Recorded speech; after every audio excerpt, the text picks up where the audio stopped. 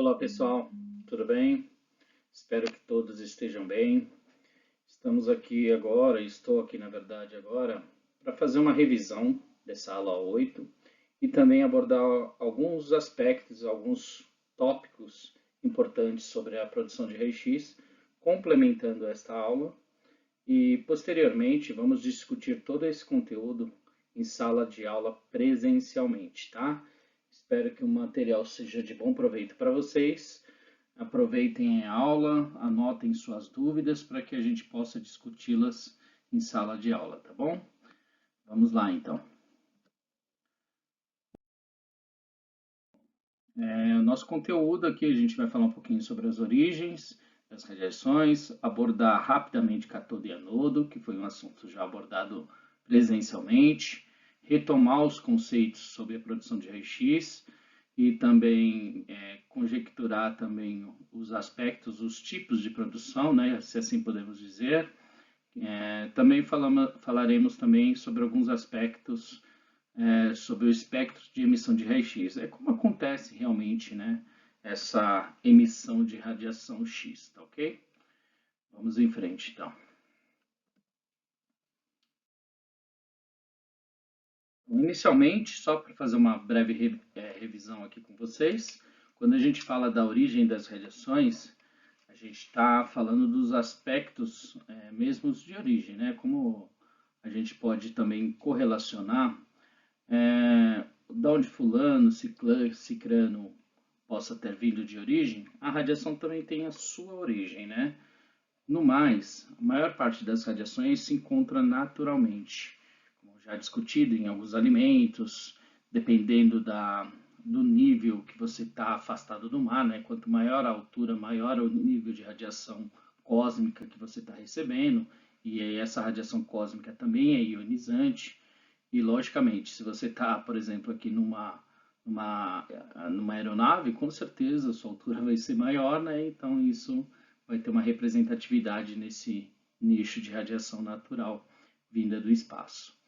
Também temos muito gás radônio, né? A maior presença do gás radônio. Como eu já tinha abordado com vocês, esse gás radônio está presente aí em alguns minérios, e principalmente aí em cimentos, então qualquer parede a gente está imerso, né, por radiações. Essa é a verdade, né?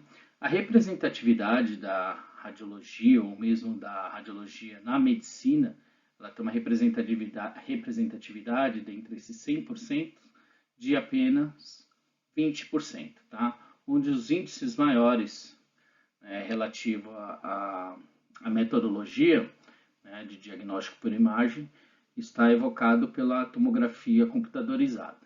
Então, é lá que os pacientes vão receber maiores quantitativos de doses, tá ok? Também podemos aí abordar, aqui a gente pode ver alguns aspectos, alguns dados, né, de estimativas de doses relativo a alimentos, a radiação cósmica, solo, radônio. Isso só para colocar um parênteses aqui, vocês vão aprender em próximas disciplinas, por exemplo, proteção radiológica, que existem limites, né, que o ser humano pode estar exposto ou não no que tange ao quantitativo de radiação, tá? Então a gente vai perceber lá e vai estudar isso mais à frente, né? Na verdade vai ser outra disciplina. Vocês vão perceber que o nosso corpo ele tem limites de tolerância, né? Para certo tipo para radiação ionizante. A partir desse limite a gente sabe que algum dano virá. E abaixo desse limite é uma probabilidade, ou seja, é como jogar na loteria, né? Você pode ou não pode ter algum efeito chamado deletério, algum efeito que venha prejudicar a sua parte biológica. Seguimos aqui então. Retomamos aqui então essa nossa breve revisão, falando aqui de alguns aspectos sobre ampola ou tubo de raio-x, né? Aqui nós vemos nessa foto que a gente vê a carcaça de chumbo, que geralmente tem uma película de chumbo, e nem sempre é totalmente feita desse material chumbo, e sim pode ter uma carcaça de revestimento que tem a finalidade de evitar radiação de fuga, ou seja, uma radiação que não contribuirá nada para a imagem, apenas para incidir doses, seja no paciente, seja no IOE. Então, a gente tem que lembrar que a radiação ela pode sair dessa ampola 360 graus, né? Mas o nosso objetivo maior é que ela saia realmente só por essa janela, tá? É que ela está aqui numa foto de ponta cabeça, só para vocês entenderem. Nesse local aqui é a janela, que nós temos a nossa ampola, e aqui é a janela, ou que vai formar o nosso feixe útil. Então, o objetivo é que ela saia somente nessa região, né, a radiação. Então, em todo o seu entorno, tem esse revestimento de chumbo, justamente para minimizar essa radiação aqui dispersa, que pode gerar dose tanto para o paciente como para o nosso bem-estar, ou seja, para nós trabalhadores chamados de IOE, tá? Indivíduo ocupacionalmente exposto. Seguimos então. Vemos aqui essa sinalização do positivo e do negativo. Aqui vai ser a alimentação dos cabos de energia, onde há a polarização aqui da energia em relação aqui à construção da ampola. Então, esse lado aqui, ele vai receber uma indução, uma polarização positiva, e desse lado, uma polarização negativa, tá? E de um ponto ao outro, a gente vai ter uma diferença de potencial. Então, quer dizer que de um lado, a somatória das cargas vai ser maior do que do outro, tá? Então, a somatória desse lado aqui, que é o cátodo, vai ser maior do que o anodo. Então, sabemos aqui que, então, a gente lembrando lá daquela regrinha matemática, o menos com mais, né? A gente sabe aqui também da lei da física de atração e repulsão, que o menos e o mais vai haver sempre uma atração entre esses polos. Então, os elétrons que vão vir desse polo aqui, cátodo, vão ser atraídos naturalmente aqui para o nosso anodo, ok?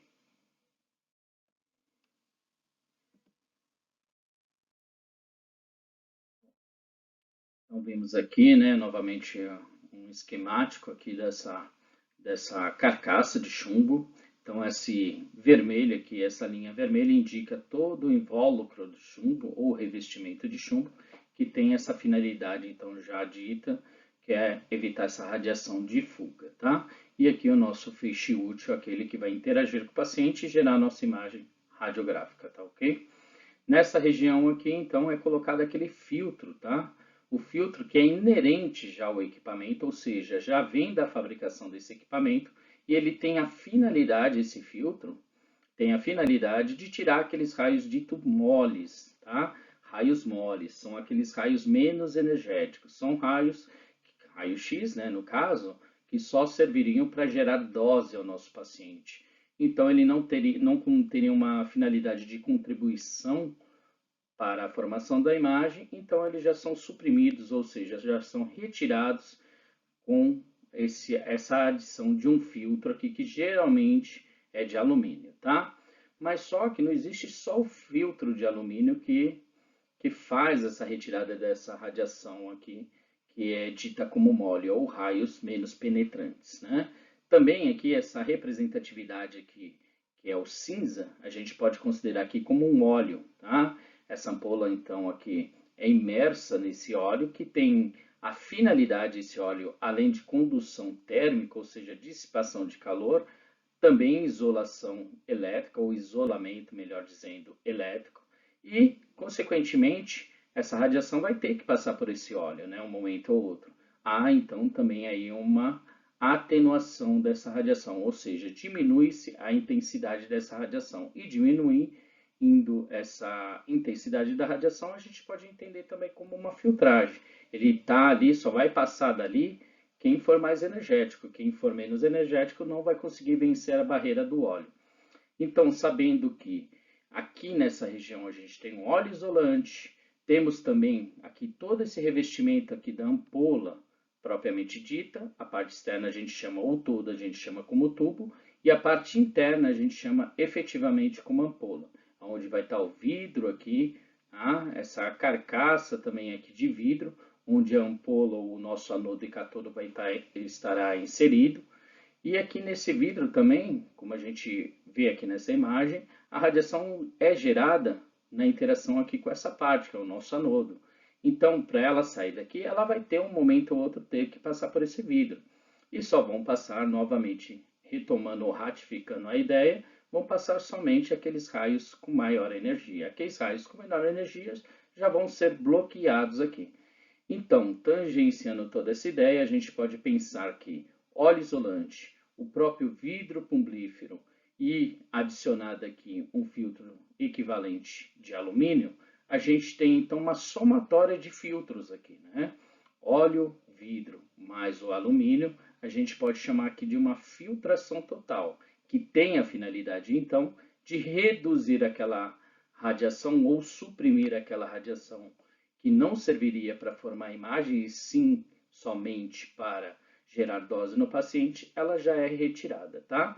Então, é uma somatória de uma radiação inerente, óleo e vidro, mais uma radiação adicionada, o filtro de alumínio, tá? Tudo isso aqui está dentro do contexto do fabricante. Isso não determinamos, isso a gente não tem o poder de trocar filtros, de colocar óleo, menos óleo, o vidro, não temos esse gabarito para mexer nesses parâmetros, tá? Isso já faz parte da construção da engenharia clínica desse equipamento.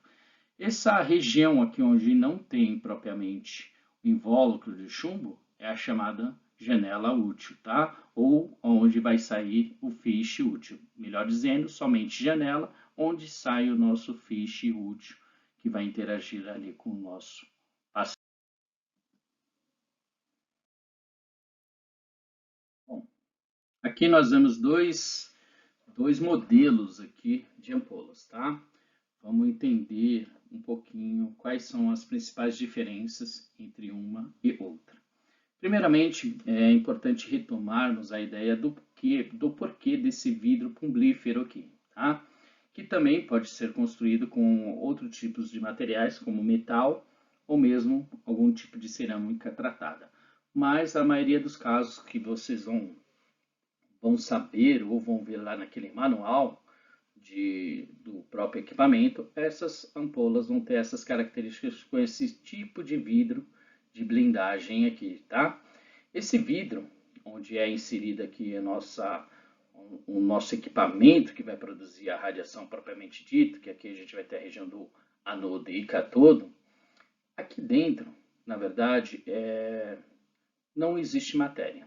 É o chamado vácuo, tá? Tanto nessa como nessa, aqui dentro desse vidro, que ele não tem abertura nenhuma, tá? Ele é totalmente vedado, esse vidro.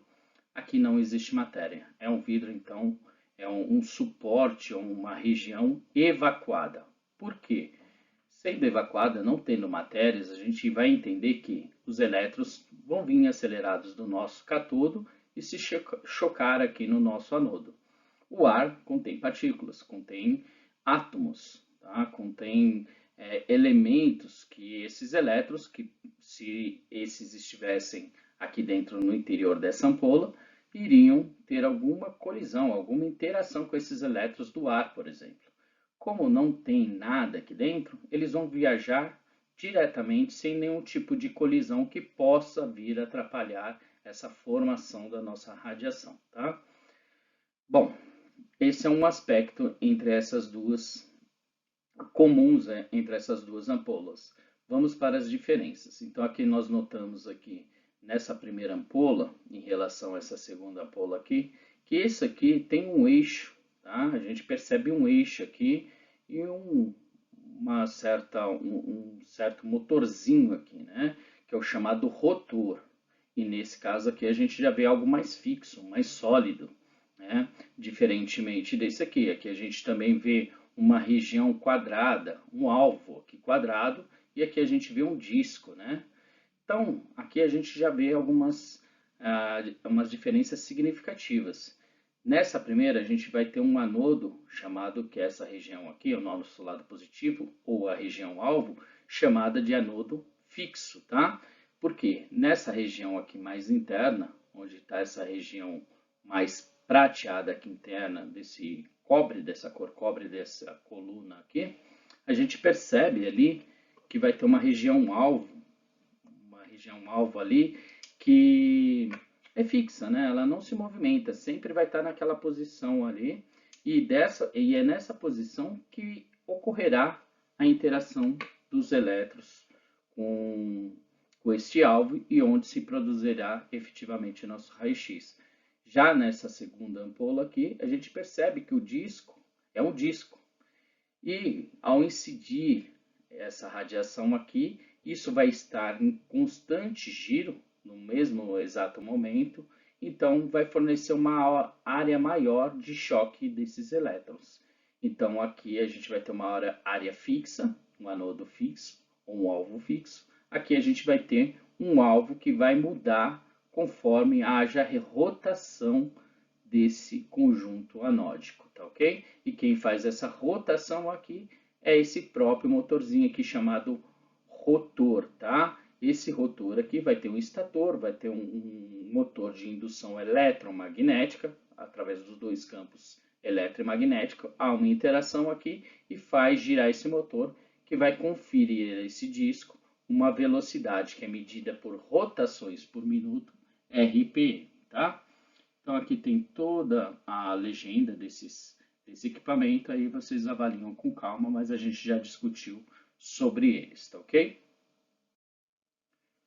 E podemos falar mais sobre esse anodo aqui, né? Essa região aqui mais anódica aqui dessa ampola. Aqui a gente vai perceber então que a gente tem esse disco, como já foi dito, giratório, né? Que ele vai se movimentar, fazer rotações por minutos, e desse lado aqui algo mais fixo.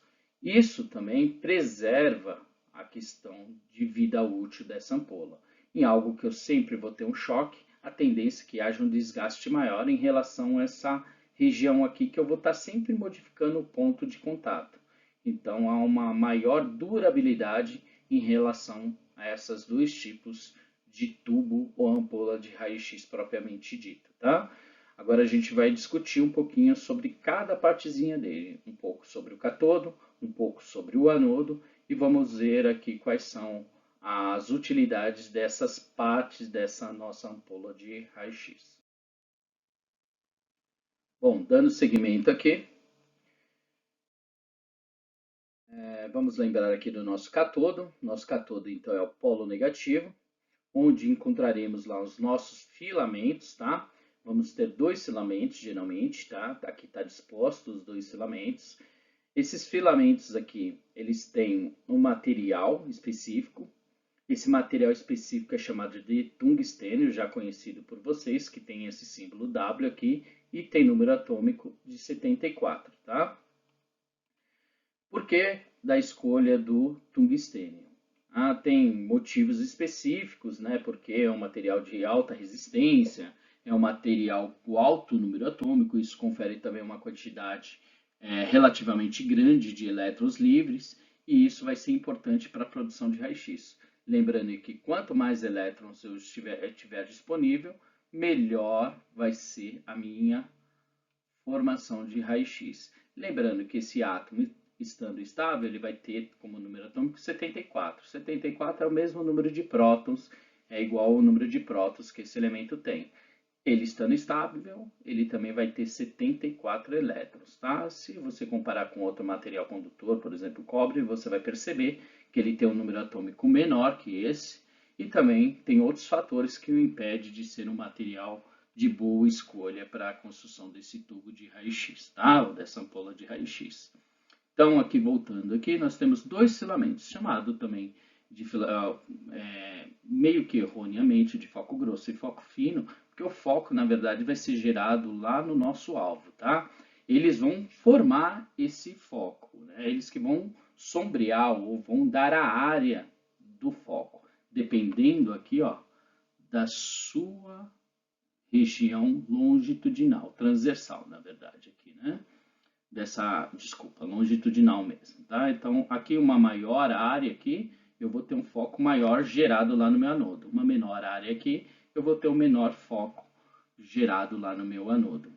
Mas esse filamento, a escolha desse filamento implica uma geração maior ou menor de elétrons. Vamos ver na próxima animação aqui, tá?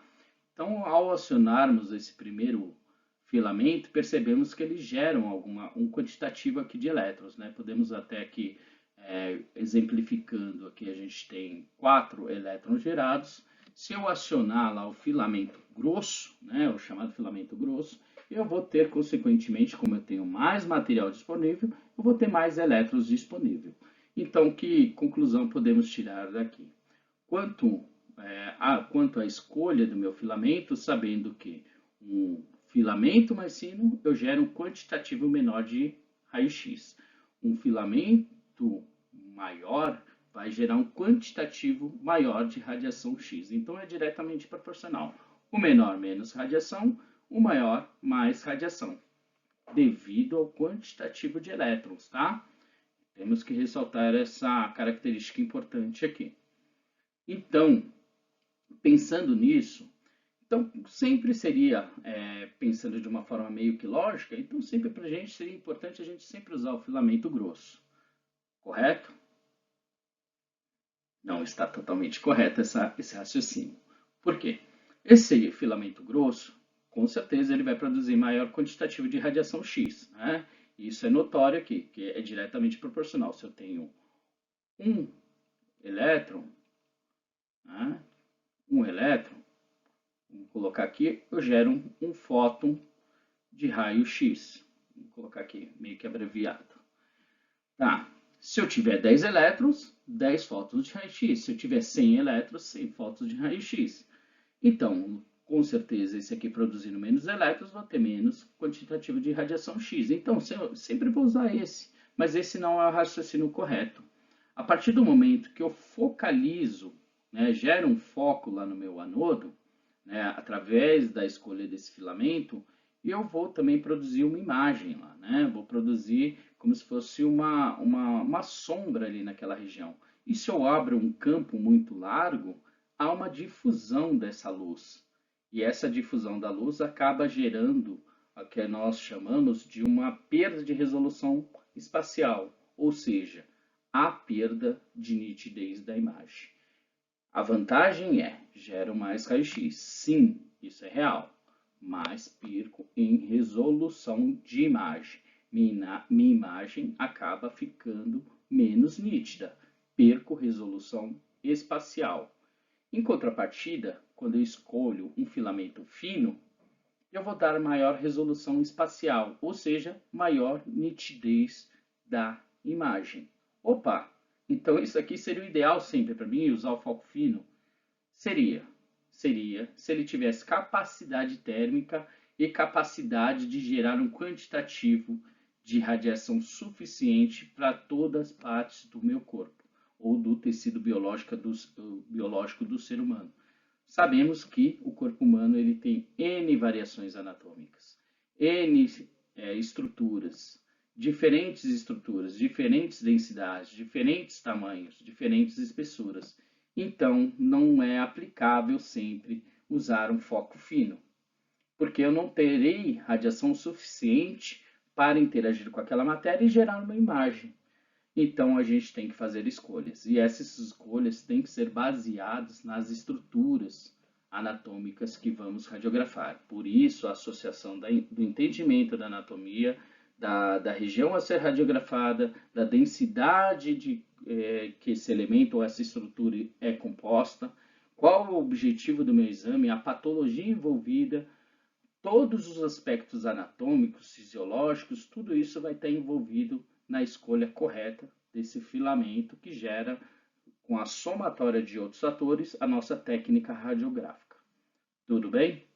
Então, a gente tem que entender que momento certo eu vou ter que usar o foco fino para eu gerar uma qualidade de imagem melhor, uma maior nitidez nessa imagem, e tem momentos que eu preciso de uma espessura mais larga ou mais espessa, né, podemos dizer assim, eu vou precisar de um quantitativo maior de radiação. Então, a escolha correta será o filamento maior e, certos momentos, por exemplo, para osso, né, especificamente, a gente quer mais detalhes daquelas trabeculado ósseo, os compacto da sua linha cortical. Então, isso será importante um foco ou um filamento mais fino que gera essa nitidez mais excelente na minha imagem. Então, tem esses fatores. Então, entender a técnica radiográfica não é decorar a tabela, e sim entendimento daquilo que eu estou operacionalizando. Tá ok? Seguimos. Outro fator importante no que tange aqui a escolha do filamento. Então, notamos que o filamento menor, ou filamento mais fino, gera para mim um quantitativo menor de radiação, de elétrons, que consequentemente geram uma quantitativa menor de radiação X, né? E aqui, no filamento maior, maior quantidade de elétrons, maior a quantidade de radiação. Então, é fato, é simples e notório que quanto maior a escolha aqui do meu filamento, eu vou escolher então aqui o quantitativo aqui da minha radiação. E isso a gente vai perceber que está intrinsecamente ou intricado ou imbricado diretamente ou conectado, né, para melhor entendimento, com a nossa miliamperagem, tá? Então, a escolha lá da miliamperagem tem muito a ver com o quantitativo de radiação que eu quero gerar. Então, a escolha do miliamperagem, juntamente com a escolha lá do meu filamento, vai me dar o quantitativo de radiação que eu quero produzir, tá ok? Isso é legal ser ressaltado também. Bom, simbora aí, tá? Aqui tem alguns outros dados que depois vocês se apropriam com mais clareza. Lembrando aqui também que esses filamentos são acomodados nas chamadas capas focalizadoras, que tem a finalidade de que algo muito específico, focalizar esses elétrons, tá? Se não existisse essa capa focalizadora, o que aconteceria? Esses elétrons, né, que estão viajando aqui do nosso cátodo para o nosso anodo, nesse sentido aqui, se não houvesse essa focalização, esse caminho a ser percorrido, eles dispersariam, tá? O que ia acontecer? Iam se direcionar para cá, não teria uma direção única, né? Não teria um sentido correto a ser percorrido aqui. Isso implicaria não na não produção de radiação X, mas na ineficiência da produção de radiação, tá?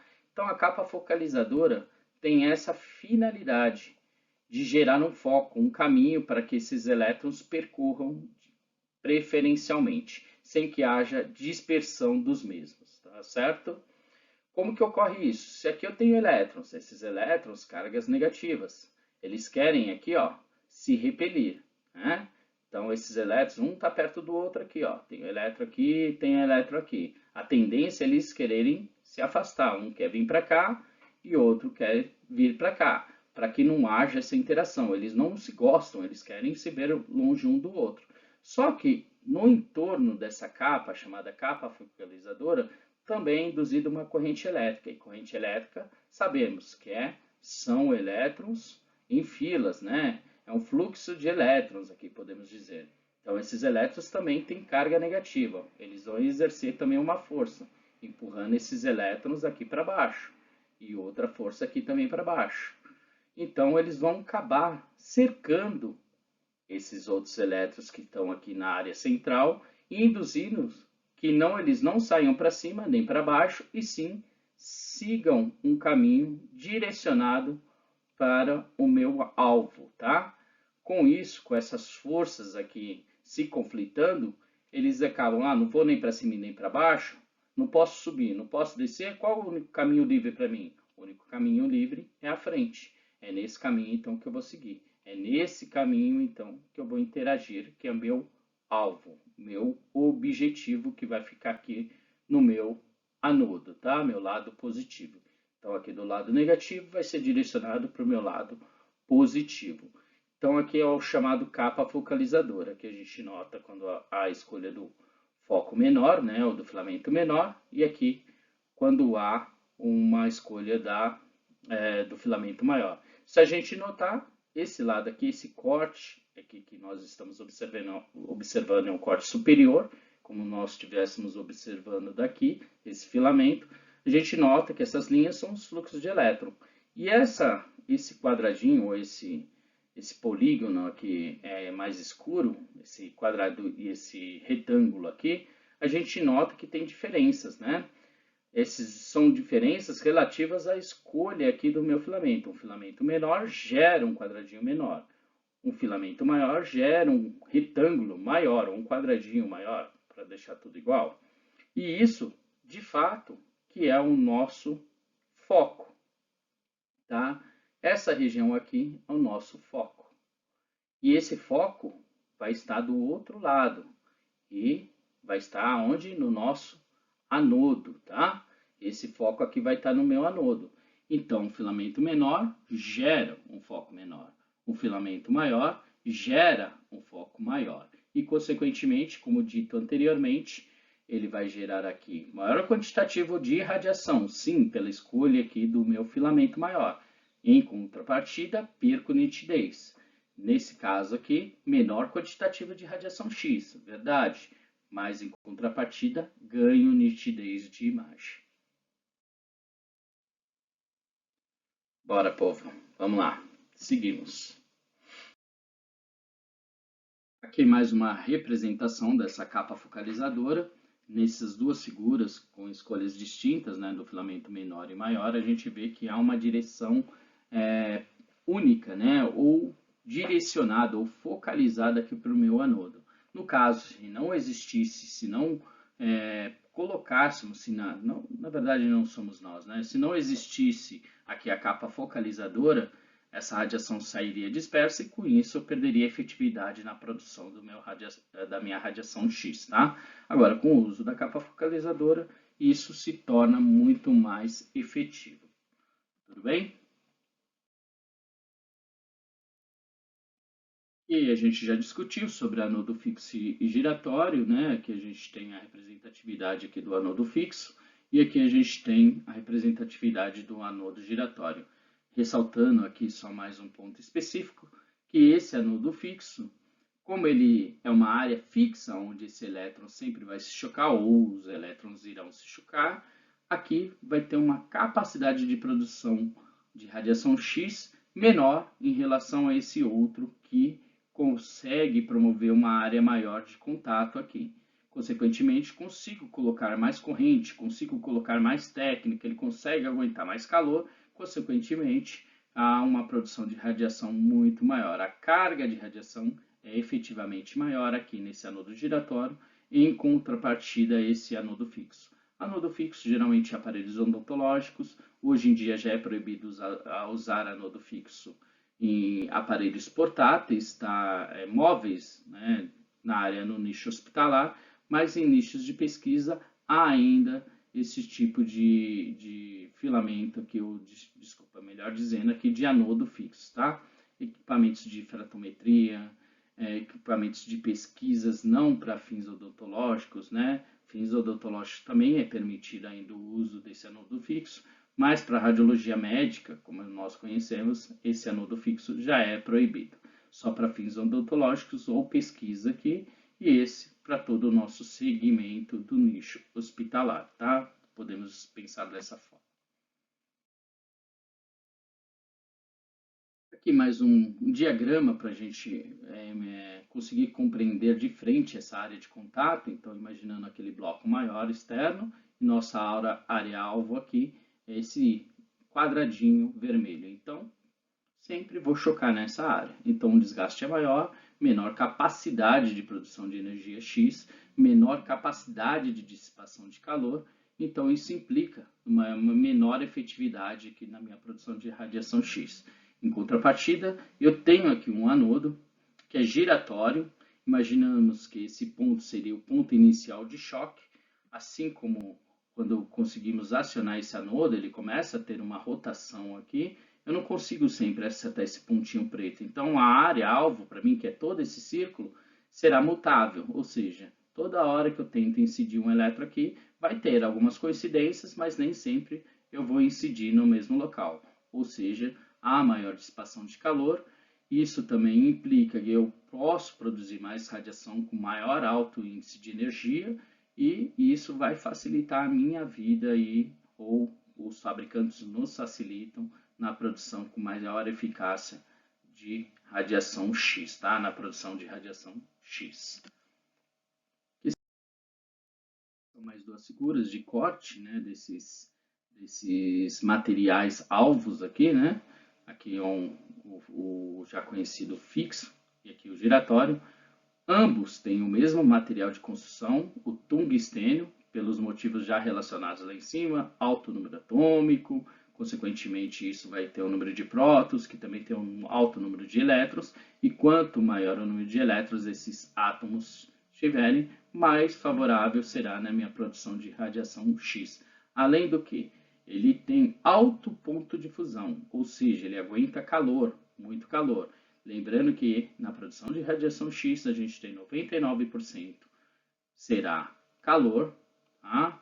99% será calor e 1% radiação X, tá? Então é muito calor gerado aqui quando eu quero transformar uma energia cinética em radiação X.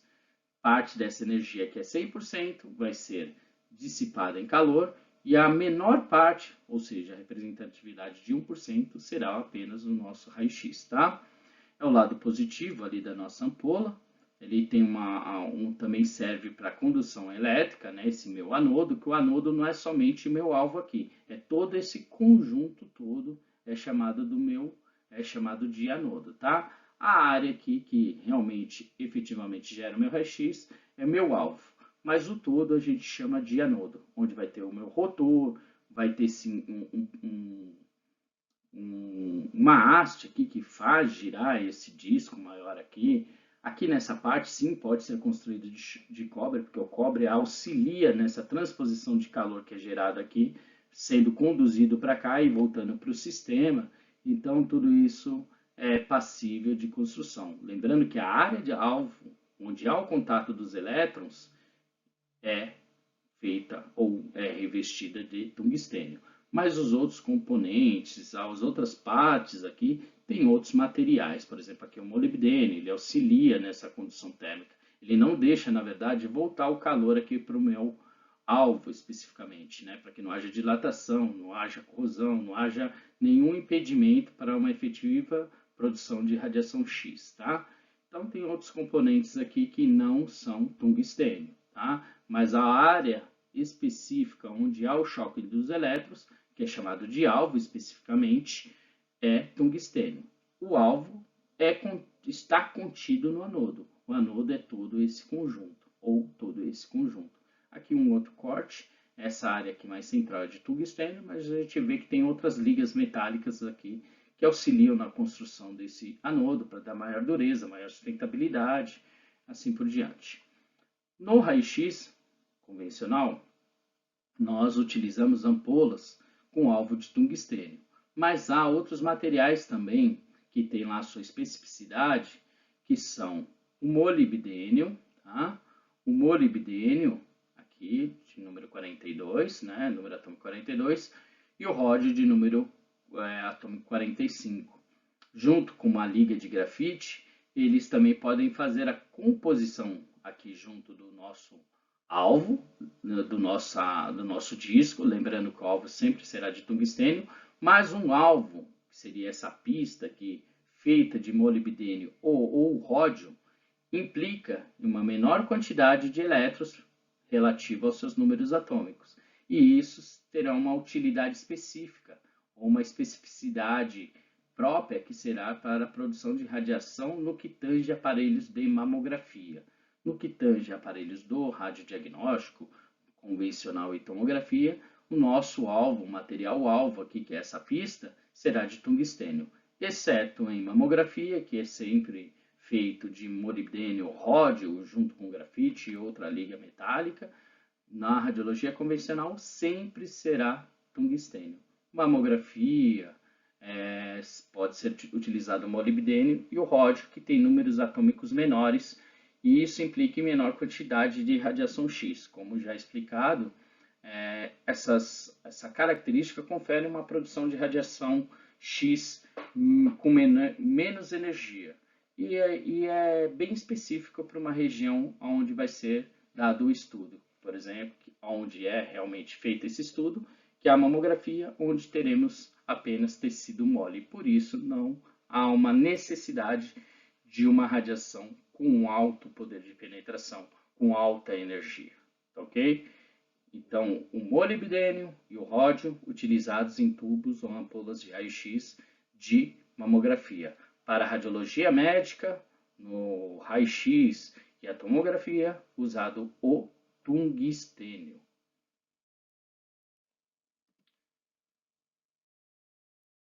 Bom, aqui, mais essas figuras aqui vão ser representativas de quê? Vamos observar aqui. Nosso ponto focal, então, vai ser a área onde realmente os elétrons serão tocarão aquele ponto, né? E esse ponto será aqui no meu disco, no caso aqui minha área vermelha ou azul. Uma área azul representa uma pista focal maior, é a área mais externa, incluindo a vermelha interna, e a área mais interna, vermelha especificamente, produz um foco mais fino. A área azul, um foco mais grosso. E a gente já viu que um foco fino e um foco grosso tem, por sua vez, uma maior e menor nitidez na imagem, gera uma maior ou menor nitidez da imagem, né? O foco fino, menor nitidez, o foco grosso, menor nitidez. Tá ok? Seguimos aqui, então a gente vê também que na construção dessa ampola aqui, há uma certa angulação. Esse disco não é reto, aqui observado, nessas figuras laterais é bem observada aqui essas angulações, tá? Essa angulação aqui é chamada angulação do anodo, isso vai gerar um ponto focal menor ou um ponto focal maior, efetivo aqui. O que isso implica? A gente observa aqui, uma ampola, um disco construído com 6 graus, ele produz aqui um ponto focal efetivo, ou seja, onde vai tocar ali com o meu paciente, um foco menor. Uma angulação maior desse anodo gera um foco efetivo aqui um pouco maior. E isso implica no quê? Na nitidez da imagem. Uma ampola construída com 6 graus dá maior nitidez em relação a uma ampola construída com 12 graus, tá? Não há variação, uma hora pode ter 6 e 12 na mesma ampola, não é isso que ocorre. Ou ela vai ter 6 graus de angulação, ou vai ter 12 graus de angulação, ou outro grau de angulação aqui, tá? Aqui está exemplificado 2 valores, tá? Mas sabendo que quanto menor o grau de angulação desse disco anódico, maior a nitidez de imagem. Quanto maior esse grau de angulação, menor é a nitidez de imagem. Então certo seria sempre fazer ampolas com um grau baixo de angulação aqui desse chanfro. Não, por quê? Tem especificidades. Quando eu construo ou quando os fabricantes constroem dessa forma, tem sempre uma perda associada. E essa perda está relativa ao campo de cobertura, tá?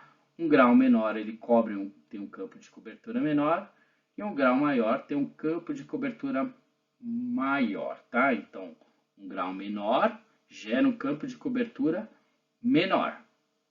Um grau maior gera um campo de cobertura maior. Em contrapartida também, o efeito anódico, que nós vamos estudar mais à frente, é muito mais acentuado. Aqui cresce o efeito anódico, isso não é bem desejado, e aqui decresce o efeito anódico. Tem vantagem, porque produz uma maior nitidez, mas tem desvantagens, porque o efeito anódico é muito mais pronunciado. Tem desvantagens, produz um foco maior, consequentemente uma nitidez menor, mas tem as suas vantagens, que produz um menor efeito anódico. Tudo bem? Seguimos então.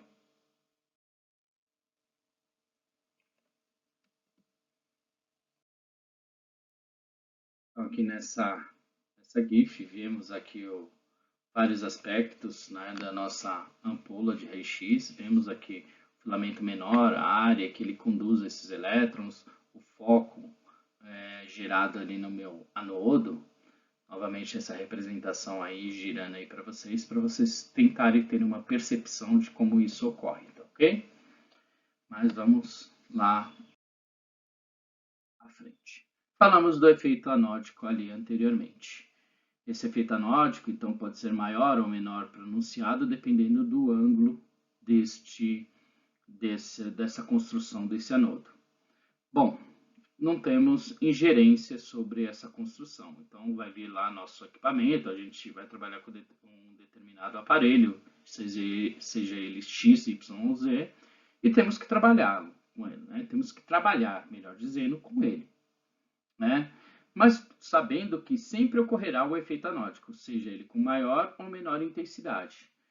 A partir disso, temos que entender que esse efeito anódico tem uma implicação direta com o posicionamento lá do nosso paciente relativo à nossa produção de imagem.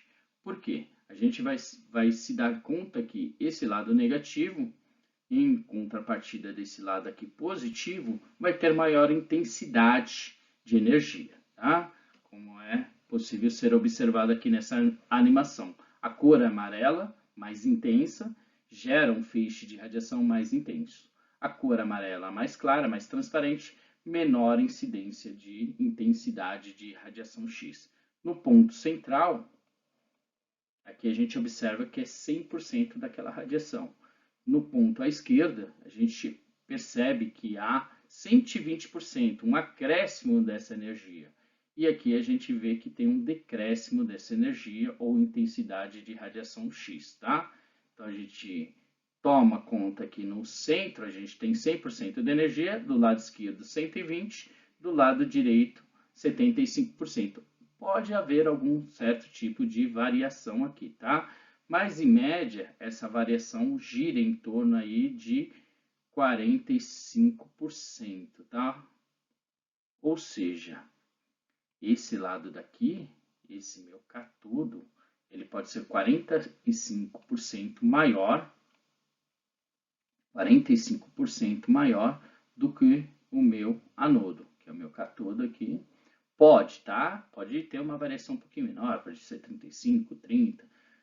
Isso aqui é jogando no limite, onde ele pode ser maior em relação ao meu anodo. E por que isso ocorre? Vamos entender um pouquinho mais. Já foi abordado isso em classe, mas vamos retomar esse conceito aqui, tá? Tentar fazer uma construção aqui um pouquinho mais clara para vocês.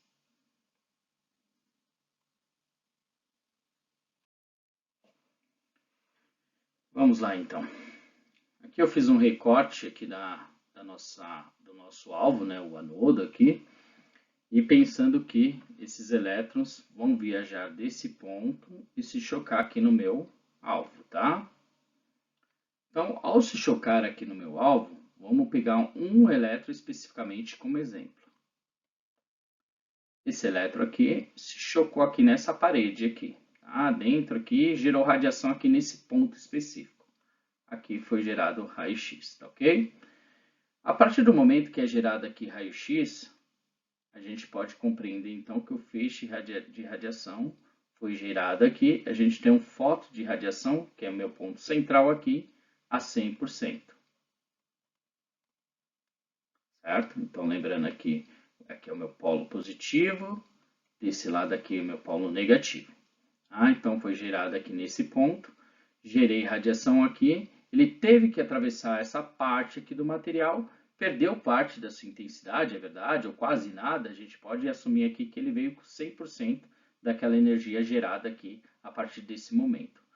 Quando ele é gerado aqui, nesse mesmo ponto, ele tem que atravessar isso aqui de parede, tudo isso aqui de parede, ou seja, do meu alvo ali, do meu anodo, e chegar aqui nesse ponto aqui, especificamente, tá? Que está aí ao lado esquerdo de vocês na tela. Quando ele interage aqui, ele tem quase nada para sair, né? Quase nada aqui para sair e chega nesse outro ponto aqui. Vocês concordam que para atravessar esse ponto, do ponto 100%, que é o meu ponto raio central, ele teve uma perda de energia aqui, mas até certo ponto insignificante. Então, ele seguiu o seu caminho aqui com 100%. Aqui, praticamente, melhorando aqui o desenho, suponhamos que ele tenha saído especificamente daqui, ele praticamente não teve perda nenhuma. Então, posso correlacionar que, em relação a esse primeiro de 100%, ele tem até uma energia maior, que pode ser até 20% maior que esse meu ponto central, ou seja, 120%. Agora, nesse caso aqui, ele teve que atravessar todo esse interior aqui do meu módulo, do meu anodo. Ou seja, ele vai colidindo com outras partes aqui desse anodo e perdendo intensidade. É você tentar passar na estação Sé 6 horas da tarde sem colidir com ninguém. Impossível. É impossível você fazer isso sem colidir com ninguém às 6 horas da tarde na estação Sé. Você vai perder energia até chegar à porta ali do metrô. Então, você perde energia, você tem menor quantitativo de energia aqui desse lado. Entretanto, se você pegar um horário lá, domingão, feriado, Natal, lá na Serra, você vai vir tranquilo, com toda a sua energia, até com energia a mais, ou não, né? Domingão, quem vai querer ir lá no Natal tá passeando lá de metrô, né? Mas é só um exemplo. Então, pensando nisso, aqui vai estar totalmente livre para você, você vai ter uma energia até, vai se encher de energia ali, falar, nossa, o metrô é todo meu hoje, então estou cheio de energia, vou chegar ali na porta tranquilinha. E aqui é um momento lá, um horário que não seja de pico, que você ainda tem uma certa perda de tempo, uma certa perda de energia, mas ainda você mantém aquele pique lá, tradicional lá do 100%. Aqui, ó, como você está todo vazio, né, não tem nada para colidir, eu ainda me inflei, né? Ganhei um pouquinho mais de energia, então aqui eu supero aquela minha expectativa, então tenho maior energia em relação aqui ao meu ponto médio, tá? E nesse caso é aquele ponto lá de que ninguém quer passar, que é o ponto que a estação está cheia, um monte de gente na frente, tem colisão, e essa colisão faz você perder energia. Ou seja, desse lado aqui, que é o meu anodo, meu lado positivo, menor energia. Desse lado aqui, que é o meu catodo, maior energia. O meu ponto central, 100%. Então, podemos relacionar com o catodo mais energia, anodo menos energia, e meu ponto central, vou colocar o central aqui, meu ponto central se mantém igual, 100%. Né? Isso em relação à energia. Pensando nisso, numa estrutura, né? Numa estrutura do corpo, a gente observa, por exemplo, aqui uma perna, ou melhor dizendo, aqui um fêmur, né? Vamos pegar só essa parte aqui, é o joelho. Então, a gente sabe que aqui no fêmur, essa área mais do quadril aqui, tá? Esse ponto aqui mais do quadril é mais espesso do que esse ponto aqui do joelho. Então, pensando nisso, o lado que é mais espesso, eu vou vincular ao lado que tem mais energia. Então, o lado que é mais espesso, maior espessura, eu vou vincular a quem tem mais energia. E o lado que tem menos energia, eu vou vincular ao lado que é menos espesso. Para que isso vai ocorrer? Porque como aqui eu preciso atravessar a maior parte, eu preciso que esse feixe de radiação saia aqui equalizado. E desse lado eu também mantenho a integridade desse feixe aqui, equalizando assim a radiação. Porque se eu fizesse ao contrário, fizesse uma inversão agora aqui, ó, nessa parte aqui mais espessa desse lado, então essa parte mais espessa aqui em contrapartida dessa parte menos espessa, se eu colocar algo com menos energia aqui, o que vai acontecer? Vai passar um feixe aqui e vai ficar clara essa minha radiografia. Vai ficar ruim, né? Vamos dizer assim. Essa radiação aqui que passou, que tem muito mais energia aqui, vai deixar essa região aqui muito mais escurecida, tá? Vai deixar muito mais escurecida e aqui vai deixar muito mais clara. Não vai ter um equilíbrio na imagem. Já nesse contraponto aqui a gente tem um equilíbrio da imagem, tá? Então o efeito anódico, ou seja, a física efetivamente, tem uma aplicabilidade diária no nosso posicionamento, tá? Então ela está intimamente ligada a como eu devo posicionar o meu paciente numa mesa de exame. Então lembrando que o lado mais espesso, o lado mais largo, sempre vai estar voltado para o lado que tiver maior energia. E o lado que tiver menos espessura estará voltado para a região com menos energia. Então, vamos Vou tentar colocar isso de uma forma mais simples aqui. Aqui, positivo e negativo. Então, lado fino, uma forma mais simplória de dizer, menos técnica, né? E aqui o lado mais grosso do paciente, né? Ou seja, mais espesso. Então, o lado que é mais grosso do paciente, tiver maior largura lá, eu coloco do lado do cátodo. O lado mais fino do paciente, eu vou colocar lá para o lado do anodo. Isso pensando numa estrutura, tá? Por exemplo, o tórax, que tem esse aspecto mais triangular, a gente direciona o cátodo aqui para cima e o anodo aqui para baixo. Mais energia, menos energia aqui em cima. Então, isso aí a gente tem que sempre lembrar, tá? Isso a gente está falando de regiões. A gente tem que sempre avaliar região por região para saber qual é o posicionamento correto e adequado nesses casos aqui, tá ok? Só para contextualizar e ficar mais fácil o entendimento de vocês, eu usei algumas palavras mais simplórias, menos técnicas, tá ok? Mas a gente sempre tem que lembrar que a ação ou a forma de se expressar relativo à nossa profissão é sempre técnica, tá? Pois estamos numa área técnico-científica.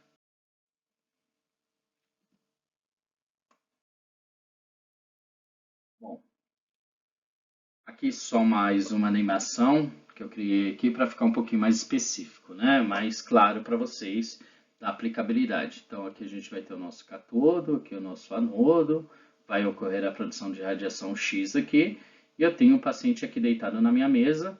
Eu sei que esse lado aqui é mais espesso em relação a esse lado aqui, então se eu traçar aqui, fosse medir aqui, vamos exemplificar, então aqui eu tenho 20 centímetros nessa região, e nessa região aqui eu tenho 15 centímetros. Vamos supor, é só uma suposição aqui, tá? Então, sabemos que... Opa! Desculpa, falha minha aí.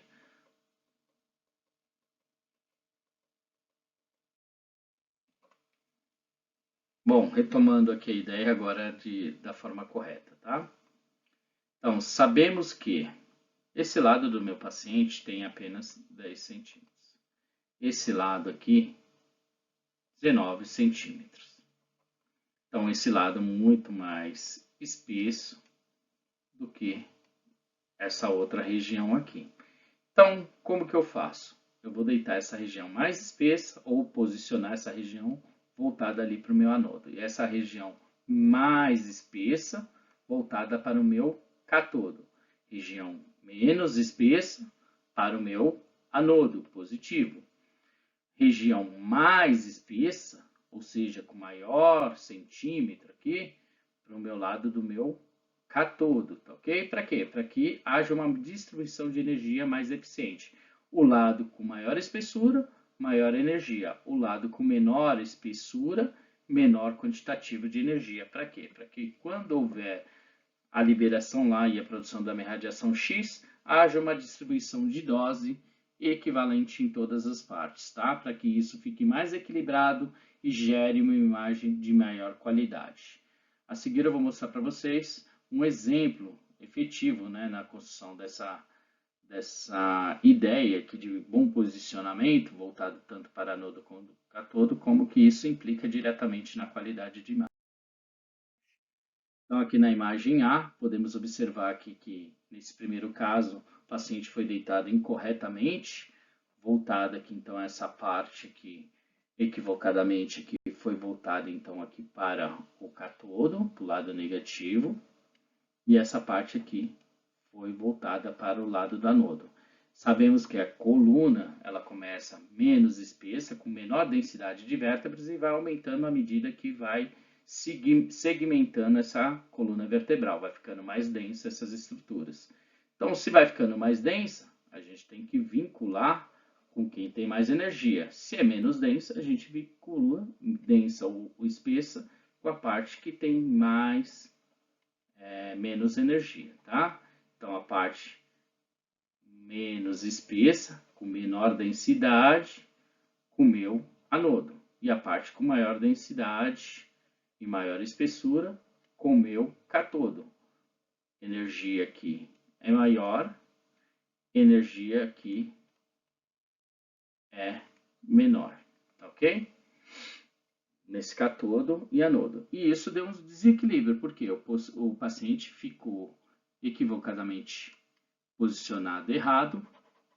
Isso gerou um desequilíbrio na distribuição dessa energia X. Então, gerou uma imagem hiperpenetrada nessa região superior, muito penetrada. A gente observa aqui que as vértebras estão bem escuras, e nessa região aqui mais inferior, totalmente clara, não tem nitidez de imagem. Já no segundo caso, o paciente foi deitado corretamente, a cabeça voltada lá para o meu anodo, e o tronco, ou a parte inferior aqui do corpo, foi voltada lá para o meu cátodo. Assim, teve maior distribuição de dose corretamente. Vértebras mais densas voltadas para onde tem mais energia. Vértebras menos densas voltada para onde tem menos energia. Então, menos energia, eu lembro que tem lá, quem é que tem? Meu cátodo. Mais energia, né? Maior energia é meu cátodo, tá ok? Então, área com menor energia, eu vinculo ao meu anodo. Então, vou colocar minha estrutura com menor densidade. A área que tem maior energia é meu cátodo, né? Então, vou vincular a vértebra ou a região com maior espessura, maior densidade. Assim, acontece um equilíbrio maior e, dessa forma, a gente pode observar aqui, ficou bem claro e nítido, né? Que essa imagem ficou com maior excelência de qualidade, né? No primeiro momento, nós não observamos as vértebras inferiores, e no segundo momento, a gente consegue observar as vértebras inferiores aqui. As vértebras dorsais ou torácicas, conseguimos observar aqui as articulações intercostais, os espaços intervertebrais, podemos observar aqui o processo espinhoso, em forma de lágrima aqui dentro dessa vértebra, e assim sucessivamente outras estruturas, processo transverso. Então, assim ficou muito mais nítido, tá ok? Então, é importante sim a aplicabilidade da física dentro de um posicionamento radiográfico correto. Bom, pessoal, eu resolvi segmentar esse vídeo porque está ficando um pouquinho mais longo do que aquilo que eu planejei, né? Estou tentando dar uma explicação um pouquinho mais prolixa, né? Porém, muito mais minuciosa para vocês, para que fique cada vez mais claro o entendimento aqui da nossa produção de radiação X, tá? Mas espero que até esse momento você tenha tido um bom proveito dessa aula. Eu vou continuar em segunda parte essa aula, mas por enquanto aqui eu vou deixar vocês com esse conteúdo até efeito anótico, tá? Seguimos então. Até mais. Grande abraço.